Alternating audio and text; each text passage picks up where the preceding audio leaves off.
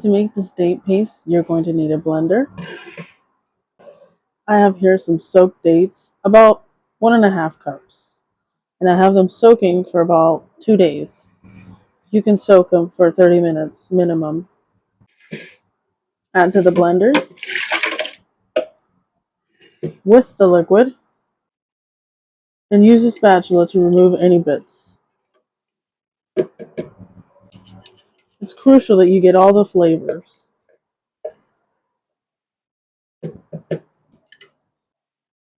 This date paste will thicken up as it continues to sit in the refrigerator, so you don't have to worry if it has too much water.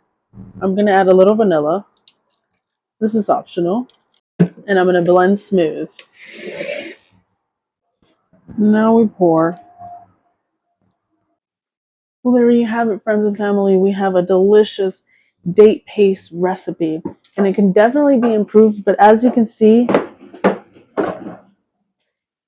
it has literally solidified. As I told you, I already knew it was going to. By tomorrow, this thing is going to be like a paste. So I love to do a 1-to-1 ratio from the dates when I soak them. Make sure that they are fully soaked. But if you want it to be even more date pasty and you need it right away, just use less water. Do 1.5 cups of dates, submerge it just a little bit, half of that, 1 cup. Okay, so here's the date paste, and it's so cool. I'll be making amazing brownies or a cake or something with this. Can't wait to show you on near future videos coming soon on Foodorasma.